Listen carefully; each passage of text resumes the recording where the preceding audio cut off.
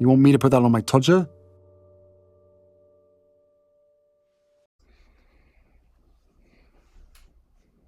Harry's wife. SVB collapse. Quick, relaunch the TIG. You are probably aware that SVB, Silicon Valley Bank, has collapsed. From the British perspective, British customers of Silicon Valley Bank are struggling to withdraw their money after it collapsed in the biggest US banking failure since the 2008 financial crisis. Almost £30 billion was wiped off the value of UK and European lenders yesterday as investors took fright.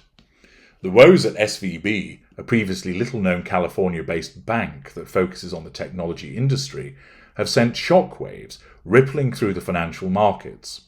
Shares across the banking sector fell sharply amid worries that the problems have gripped the US economy could hit other lenders, in an echo of the contagion that caused the 2008 financial crisis.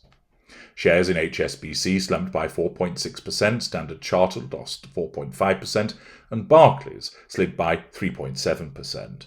Lloyds Banking Group fell by 3.3%, and NatWest was down by 2.5%. Insurers, which also have big bond portfolios, were hit as well. Legal & General fell 4.3%, and Aviva slipped by 2.8%. American regulators shut down SVB and took control of its deposits. Insured depositors would have full access to insured deposits no later than Monday morning, the Federal Deposit Insurance Corporation said. SVB's UK arm then announced that it will be put into insolvency from Sunday evening, barring any intervening event. It came as the Bank of England said it would apply to place the UK subsidiary into a bank insolvency procedure which would allow depositors to be paid up to £85,000 from the deposit insurance scheme. SVB UK has a limited presence in the United Kingdom and no critical function supporting the financial system, the Bank of England said in a statement. In the interim, the firm will stop making payments or accepting deposits. Some customers of SVB's UK arm told The Times they were unable to withdraw their funds. SVB insisted that its British business was a standalone entity. UK customers include Sophos, HelloFresh, Moonpig, Not on the High Street and Go Cardless, according to SVB's website. Wise, the international money transfer business, confirmed that it had an account with SVB UK but said it was small and no client money was in it. The crisis began last Wednesday when SVB Financial Group, the US-listed parent company of Silicon Valley Bank that is led by Greg Becker, revealed it had suffered a $1.8 billion loss on the sale of its bond portfolio. This triggered a 60% slump in SVB shares on Thursday amid speculation that it faced a bank run, which then caused a rout in American banking stocks on fears that other lenders may also be sitting on big losses in their fixed income holdings. Bonds have come under pressure since central banks around the world started raising interest rates to combat inflation. Bonds tend to pay fixed interest rates, which are less attractive as market rates increase.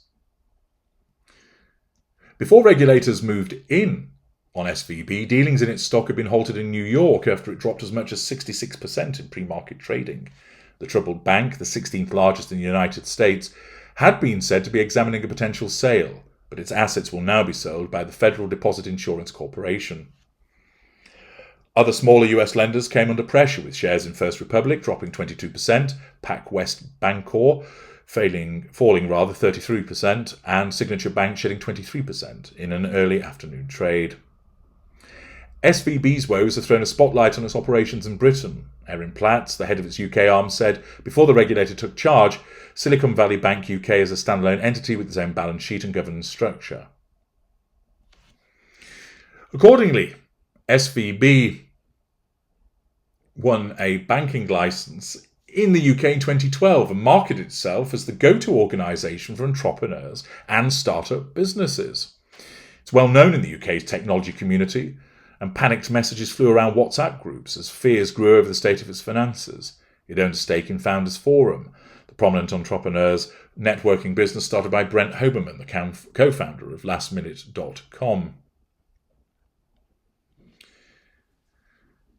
Startups gave SVB mixed reviews. Some described it as more of a brand than a bank and super arrogant. They always want to extract favourable terms because of who we are. Others were more favourable and praised the bank for its long-standing support for the sector. All said that it was surprisingly old-fashioned for an institution catering to tech businesses. It's like using one of the large traditional banks rather than, say, a Monzo. Problems, of course, for SVB in the UK and, of course, SVB in the United States, which has had repercussions within the tech sector. But what does this bank failure mean in relation to Harry and Harry's wife? Well, according to something called iSource News, Harry and Harry's wife stand to lose millions in the collapse of SVB Bank. Apparently, they set up accounts there following the advice of friends in Silicon Valley, and all of Harry's money was in there. Whether this is accurate remains to be seen, and if so, precisely how much money is in there as a proportion of their money overall is not yet known. But if it is correct that millions will be lost, then of course this presents a major problem, not least in the sense of losing money, which is a problem for anybody. But moreover, for Harry's wife, of course, this affects her self-esteem. She derives considerable status through this residual benefit of money, and the fact that she has lost this money reduces her esteem, but also, of course, it's a threat to control, because even if it's deemed to be Harry's money that was in there, her narcissism sees Harry's money as her money, because what belongs to him belongs to her, because he is an extension of her. And therefore, the loss of this money is a major blow to her in terms of that damage to that sense of esteem, but also it threatens her sense of control. And of course, a likely response is to blame Harry for placing the money there, and also, of course, to blame those supposed advisors that suggested that they place their money within SVB.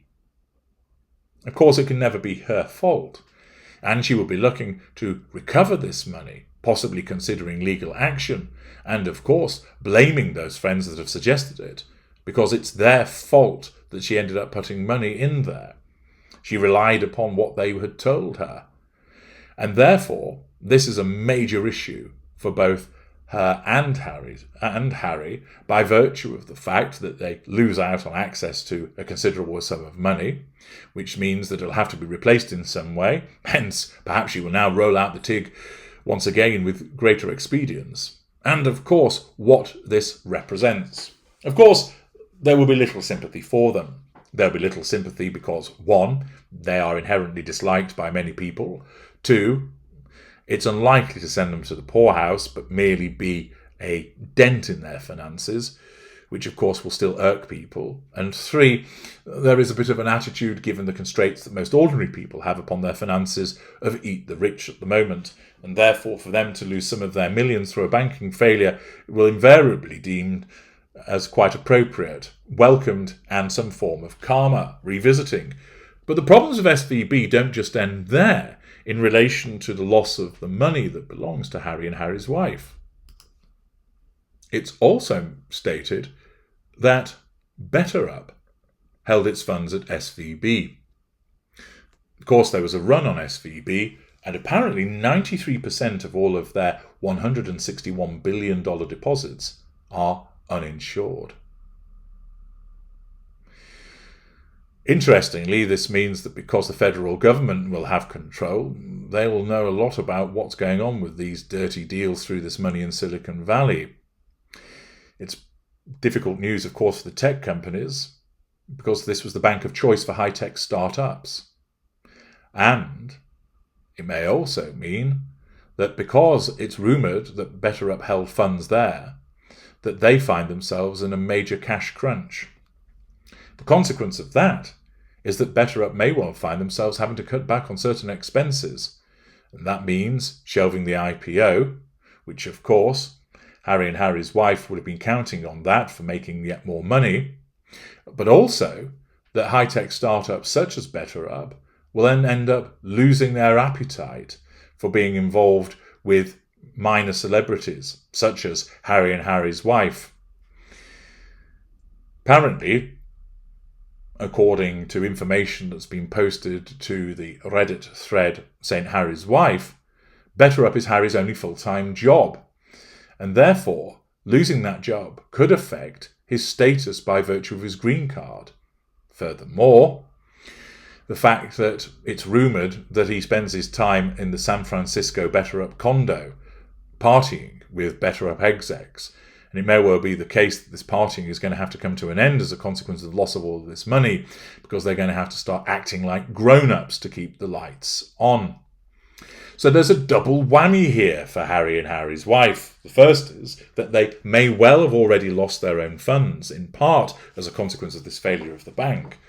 But also, it may well be the case that BetterUp is now under severe financial stress as a consequence of the loss of its own funds, and that will impact upon Harry and, in turn, Harry's wife, as a consequence that they may be less well inclined to want to have any involvement with Harry, and thus in turn that reflects badly upon Harry's wife, because once again he is an extension.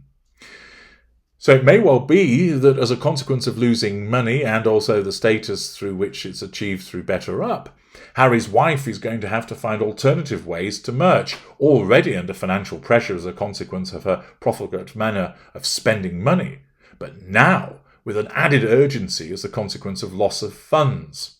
And therefore, don't be surprised if all of a sudden the world and its mother is being sold as quickly as possible through the TIG, as Harry's wife seeks to shore up their increasingly perilous financial position through starting up her shop once again. Harry's wife, the shopkeeper, may become a reality very soon. I'm HG Tudor. Thank you for listening.